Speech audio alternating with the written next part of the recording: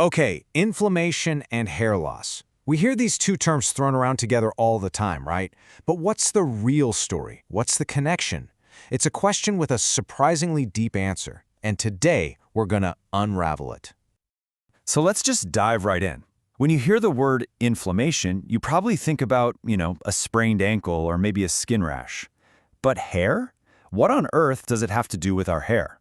Well, as it turns out, the connection is way more profound than you might think, and it's actually the key to understanding a ton of different hair loss issues.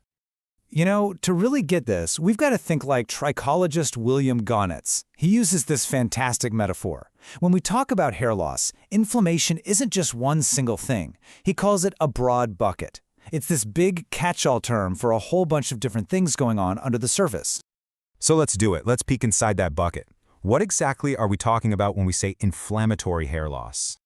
At its absolute core, inflammatory hair loss is basically a case of friendly fire. Your body's immune system, the thing that's supposed to be your personal bodyguard, it just gets its wires crossed, and it starts attacking the very hair follicles that are meant to grow your hair. As you can imagine, that totally disrupts the entire growth cycle. And this is where you really start to see just how much variety is crammed into that bucket. We're talking about a whole spectrum of conditions. You've got autoimmune reactions like alopecia areata and its more intense forms. You've got these scarring conditions called cicatricial alopecias. And you even have really common scalp issues like psoriasis and seborrheic dermatitis.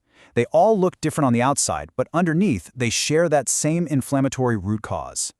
But here's where it gets a little more complicated, a little more interesting. Inflammation isn't always the main villain of the story. Sometimes it's more like the accomplice, playing a sneakier secondary role. And this is absolutely crucial to understand. Inflammation can play two totally different parts. It can be the direct, primary cause of the hair loss, or it can act like an amplifier, taking a problem that's already there and just turning the volume way, way up. Think of it like this. For conditions like psoriasis or alopecia areata, inflammation is the direct cause. It's leading the charge against the hair follicles. But then it can also be an accelerant.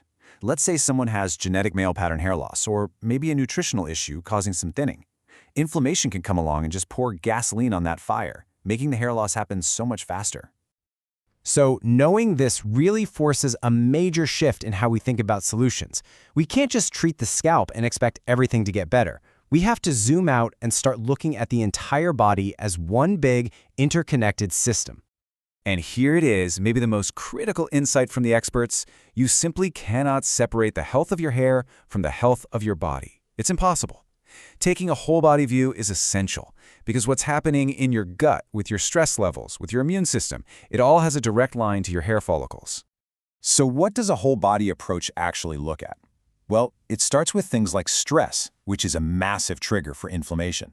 Then you have to consider what experts call environmental idiosyncrasies, which is just a fancy way of saying all the things unique to your life, your diet, your toxin exposure, even the city you live in. And of course, it means taking a serious look at your overall underlying health. Okay, let's bring this all home. Let's bring it back to you.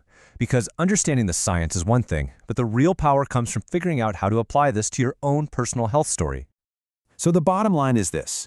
Trying to fix this kind of hair loss isn't about slapping a Band-Aid on the symptom you can see on your head. It's about becoming a detective and investigating the root causes that are hidden deep inside your entire system. And that brings us to our final and maybe most important question. This goes beyond just your hair. It's about the entire picture of your well-being. So take a second and really think about it. What would taking a whole body view of your health actually look like for you, starting today?